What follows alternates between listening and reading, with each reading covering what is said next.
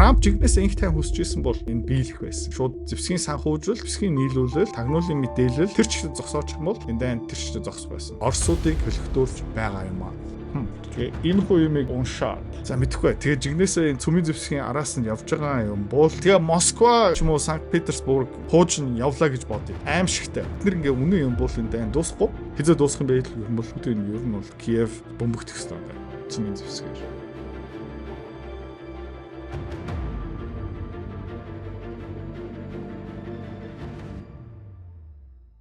Токиод Японд амьдарч байгаа хүмүүс нь анхаараарай. 12 сарын 6-нд хагасаа өдөр 12 цагаас 4 цагийн хооронд анхан шатны хөрөнгө оруулалт ба хувийн санхүүгийн сургалт болох гэж байгаа шүү. За, дэлгэрэнгүй мэдээл энэ постны доор эсвэл дээр байгаа шүү. За, контент өргөжлүүл.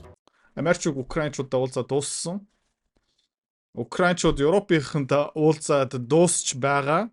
Тэгээ өнөөдөр 12 сарын 2-нд Стив Виткоф Дональд Трампын найз төлөөлөгч Москва руу нисч одоо буцсан байгаа. Өнөөдөр шөнө баг Путинтэй уулзах байхаа. За гэхдээ өнгөрсөн 7 хоног юу тодорхой болж ирсэн бэ гэвэл 28 гол поинттэй гэрээ ерөөдөө жоохон агшсан. 19 гол поинттэй болсон. Юун дээр маш удаан хэрүүл хийж ярилцсан бэ гэх юм бол Украин НАТО-гийн гишүүн болох юм уу үгүй мүү? Тэгээд талбай нутгаас хідэн одоо област ямар хэсгийг бууж өгөх юм бэ? Тэгээд Зеленскигийн хамтрагч ерөнхийлөгчийн тамгийн газрын дарга байсан одоо огцорсон. Ермак юу хэлж исэн бэ гэх юм бол Украин биднэр талбай нутгаас өгөхгүй 4 област Кримийн арал аль нэг өгөхгүй хүлээн зөвшөөрөхгүй. Тэгэхээр тиймэрхүү шийдвэртэй тэгээ үнэнч гүрих юм бол энэ дайн дуусахгүй. За тэгээд Америк Украины тал уулзсан. Хаана уулзсан бэ гэх юм бол Америкт Флоридад. Тэгээд Стив Виткоф уулзтын дундуур ийм нүүр царайтай байсан. За тэгээд энийг хэдүүлээ онцлоход маш амархан Стив Виткоф ерөөдөө амар ядарсан, амар стрессдсэн, бараг депрессэнд орцсон юм шиг санагдчих байна. Би яах гэж улс төр орвоо гэсэн одоо царай гаргацсан байна. Илон Маск бас яг адилхан дүр гаргаж ирсэн байх. Тэгээ улсын дундуур ерөөдөө ийм Стив Виткоф сахлаа хувсаагүй ширээнээсээ жоохон хол. Тэгээд энэ Украины талынхан бас ерөөдөө жоохон муухай царайлцсан. Тэгээ эдний ингээ body language-ийг ингээд харахаар онцлохоор ер нь бол таатай нөхцлүүд аль аль талч хүлээж аваагүй юм шиг байна. Тэгээ миний айж байгаа юм юу юм бэ гэх юм бол Стив Виткоф одоо Москва руу явж байгаа. Хоосон явж байх магадлал маш өндөртэй. За тэгээд Украины төлөөлөгч нэрэнд уулзчин Зеленский мэдээж байхгүй. Зеленский юу хийж байгаа юм бэ гэх юм бол Европ даяараа аялж байгаа. Тэгээд хэдээ уулзсан бэ гэх юм бол of course Макронтай уулзсан.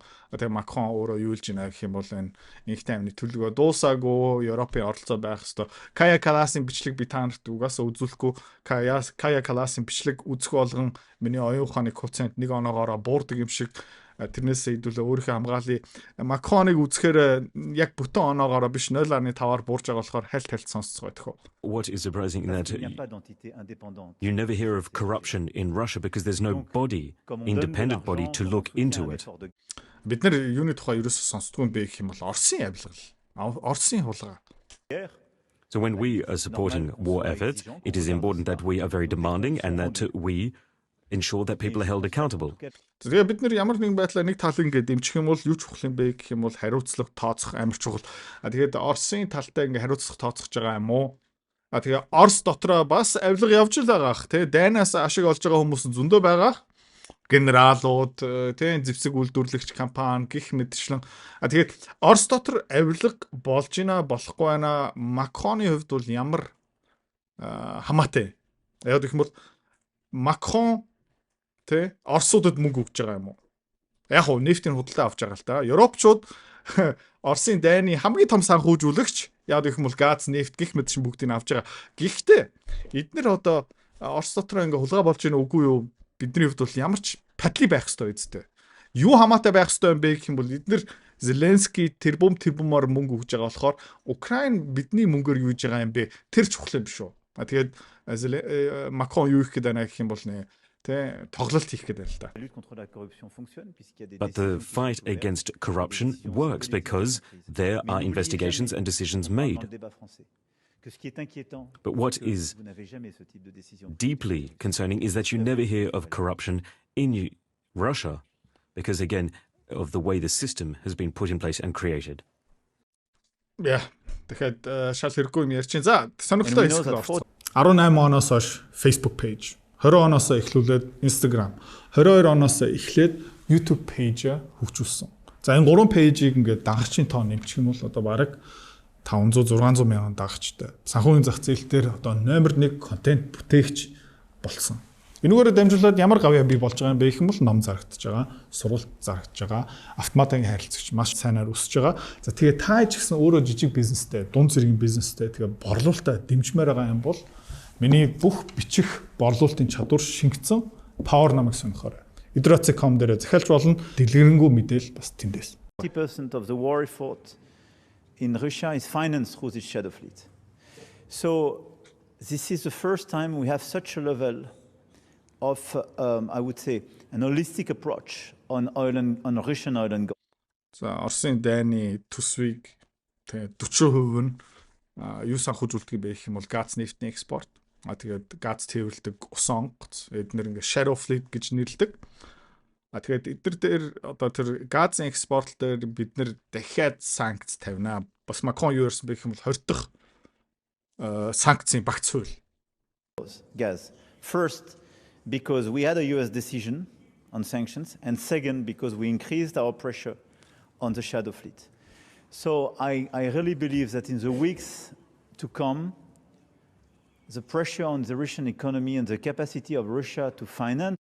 Тэгээ Америкчууд саяхан бас нэг санкц зарласан хоёр Оросын компани дээр Европчууд 19 дахь багц хууль одоо санкцийн багц хууль ингээд танилцуулсан. Тэгээ эх хэдэн 7 хоногт бид нэр ингээд шахалтаа дарамтаа санкцуудаа нэмнэ. The war effort will drastically change.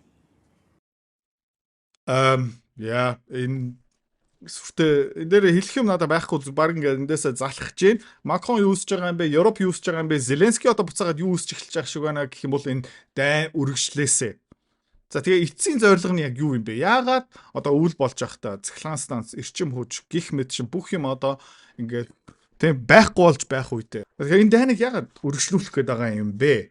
За нэгдүгээрт тий Украины дайн дуусчих юм бол Европ юутай нүр тулах юм бэ гэх юм бол эдийн засгийн хар нөхлөө орно. Бас улс төрийн кризис рүү орно. За дахиад нэг шалтгаан байх ёстой баг. Тэр нь юу байх магадaltaй бэ гэх юм бол би нэг сайхан судалгааг олсон. Хаанхих юм бэ гэх юм бол Rand Corporation. Одоо Америкийн нэгдсэн улс, Европ бас байдаг. Тэ төрийн бус байгууллагуудаас санхүүжүүлдэг USAID Америкийн тагнуулын газраас санхүүжилт авдаг ийм think tank байгаа. Ерөнхийдөө пропаганда, судалгаа, улс төрд авилга өгдөг тэгээ зэвсгийн компаниудаас санхүүжилт авдаг. За тэгээ эднэр бол 2 жилийн өмнө ийм тэ урт хугацааны төлөвлөгөө бичсэн. Номер 1 юу хэрэгтэй юм бэ? Тэ одоо жирийн иргэн бусад хүмүүст юу харагдах хэрэгтэй юм бэ гэх юм бол ерөөхдөө сонгож байгаа үг өгүүлбэр пропаганда хэрэгтэй. За нэмээд улс төрийн тоглолт хийх хэрэгтэй. За номер 2 тий ерөөхдөө худлаа ярих хэрэгтэй. Ард түмний толгой угаах хэрэгтэй. За номер 2 юу чухал юм бэ гэх юм бол operational reality. Яг ингээ газар дээр яг юу болж байгаа юм бэ? Бодит байр суурь. Номер 3 тий компани хувийн хэвшил тий бас ингээд санхүүжүүлдэг хүмүүсийн одоо бодлого байх хэвээр. Ер нь Оросыг хэрхэн ялах вэ? Тэ? За тэгээ энийг ингээ харах юм бол тэ номер 1 эхний одоо ард түмэндээ үзүүлсэн жирийн хүмүүст үзүүлсэн хэвлэл мэдээлэлээрээ ингээ тараадаг.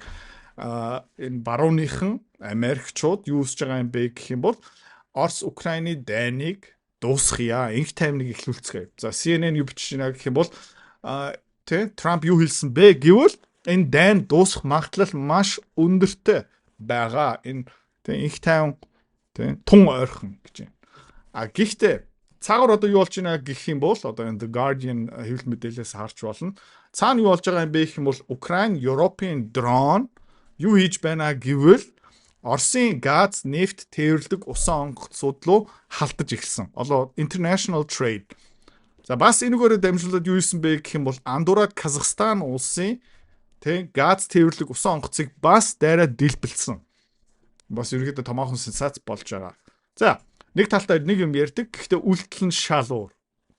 За, тэгээ энэ Rand Corporation-ы тэгээ 2 жилийн өмнө зүгээр ингээд альбан ёсоор ингээд зарлсан. За, интернет дотор ингээд нээлттэй байгаа. Энэ төлгөөийг ингээд наривчлаад унших юм бол тэ бид нар ерөөдөө арга хэмжээнүүдийг ингээд тайлбарласан байгаа. Номер 1. Тэ Оросын газ нефтний экспортлыг хязгаарлах ёстой. Арга хэмжээ номер 2.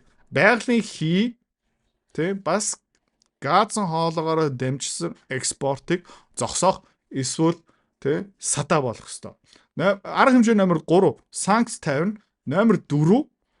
Тэ Орос ард иргэд одоо бүтээмжтэй судалгаа хийх чадвартай бизнес удирдаг хүмүүс ер нь өөрийнхөө хүслээрээ Оросоос зугтсан дээр одоо brain drain үүсэх ёстой. За ингээ хараад явчих заяа. Номер 1 газ нефтний экспортыг хязгаарласан уу? Хязгаарласан. Яг энэ төлгөөний дагуу явж байгаа. Санкц тавьсан уу? Санкц тавьсан. Оросоос хүмүүс ард түмэнд бүтээмжтэй хүмүүс brain drain үүсэж гинүү гэх юм бол яг одоохондоо бол биш. Гэхдээ энэ амжилтанд хүрч магадгүй. За тэгээд геополитикийн зүгээс бас дахиад 6 арга хэмжээ санал болгож байна. Provide lethal aid to Ukraine. Ер нь бол маш өндөр түвшний зэвсэг Украин руу нийлүүлэх ёстой. Цэргийн албыг дэмжих ёстой хийсэн. Syria тэн террористуудыг санхүүжүүлэх ёстой, дэмжих ёстой хийсэн. Syria-гийн Bashar al-Assad-ыг хөөлөө. Тэгээ одоо Катарын газын хоолой Сиригаар дамжиж удахгүй баригдана. Дахиад Оросын газыг Европын зах зээлээс шахаад гаргаж байгаа. За, promote regime change in Belarus. Беларусын засгийн газрыг огцруулах, өөрийнхөө таалагдсан хүссэн засгийн газраа томилох. Энийг одоохондоо бол хийж чадаагүй байгаа. Exploit tensions in the South Caucasus. Okay.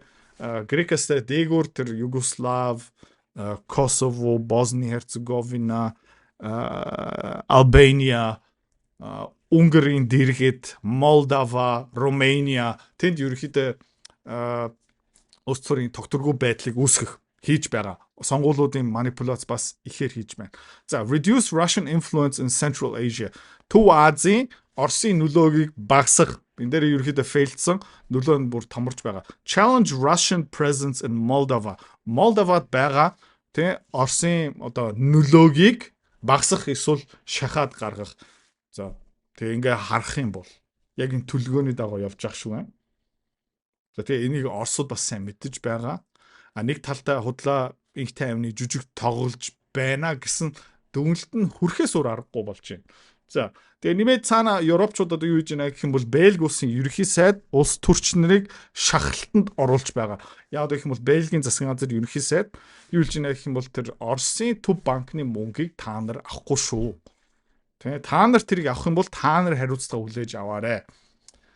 Тэгээд одоо 12 сарын 18 хүртэл ер нь бол энэ Европын төв удирдлагын хорооны уулзалт болно. Тэн дээр энийг батлахгүй бол 2026 оны Украины төсөв асуудалд орох байхгүй юу? Тэгээд эдгээр одоо ингээд тултал нь Бельги улсын засгийн газрыг нөлөөлж байгаа. Тэгээ миний таамаг юу юм бэ гэх юм бол баг хүсэлтэд хүрээд Бельги улсыг золиослоод Европын санхүү хөрөнгийн зах зээлийг золиослоод тэ юуны төлөө юм бэ гэх юм бол энэ дайныг үргэлжлүүлэх. За тэгэд яагаад энийг бас ингээд нэмж хэлж байгаа юм бэ гэх юм бол саяхан НАТО-гийн нэлээд томоохон генерал тэ Giuseppe Cavo-Dragone юу хэлж байна гэх юм бол NATO considers being more aggressive against Russia's hybrid warfare. Тэ proactive dealing with Russia. Юу ярьж байна гэх юм бол Оростой дайн хийхгүй байгаа бид нэр. Гэхдээ бид нар увчлаад дайрчул яадгийм бэ? Окей. Оросод Украинд алдчихжээ. Манайх руу дайрахгүй байна. Манайх руу дайрахгүй учраас бид нарт нэг шалтгаан өгөхгүй байна. За тэгээ шалтгаан байх өгөхгүй учраас бид нар төрлөө дайрчул яадгийм бэ гэсэн юм ярьж байна. За тэгээ одоо дараагийн нэг томоохон юм. Гэхдээ энэ шал худлаа байж магадгүй.